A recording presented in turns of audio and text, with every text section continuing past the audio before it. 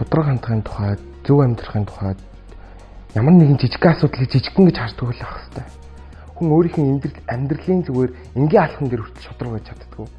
Тэр зүйл дээрээ шудраг байцгал юм бол цаашдаа бид нэрх ингэ шудраг байж чадах байх гэж боддог. Хизээ ямар үед шудраг байсан цэний алддаг вэ гэхээр нэгт мөнгөтэй болсон үед, хоёрт эрх мэдэлтэй болсон үед, гуравт юмыг амархан хийхийг хүссэн үед, дөрөвт мэдээж л хувь хүний нөгөө бухимсар. Энэ үед яг л энэ нэг дөрвөн үед л шудраг ус үнцний алддаг байх гэж боддог. Та одоо нэг өдөр мөнгөгүй, эрх мэдэлгүйгээр ажил бүтээх гээд төрийн албан байгууллагаар та яваад үзээрэй.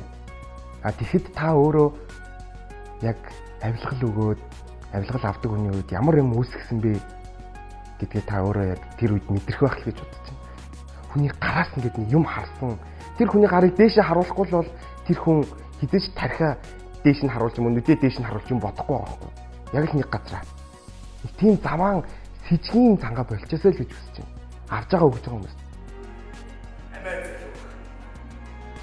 Эргэтгэж шудраг нэмийг бүтээхэд бид нар бол хамгийн гол нь тэмцэж чаддаг байх хэрэгтэй.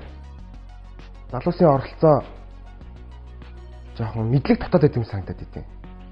Ерөөсөө л нэг постн дээр бичсэн юмыг уншаал зүгээр тийшээ дэврээл явцдаг. Ерөөсөө дотроо ингэж нэг тунгааж боддгоо. Тэгсэн мөртлөө дэврэгдэм мөртлөө хизээч тэрийгэ үр дүнтэй бодтой болгож чаддаггүй. Зүгээр л худлаа юм ам байдаг ерөөсөө. Тэрийг үйлдэл болгож идэвхжүүлж чаддаггүй. Бид нэр тархиа задлах хэрэгтэй гэж боддог. Хайрцагнаасаа гарч идэх хэрэгтэй гэж боддог. Дараа нь болохоор чиний алхам бүр зөв байх хэрэгтэй гэж боддог.